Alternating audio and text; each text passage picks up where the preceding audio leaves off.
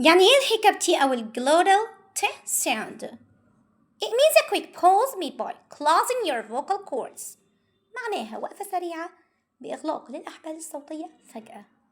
So, instead of pronouncing a clear T sound, you cut the airflow suddenly.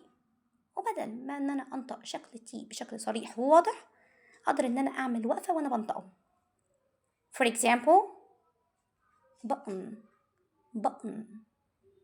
Press the button. Press the button. Mountain, mountain.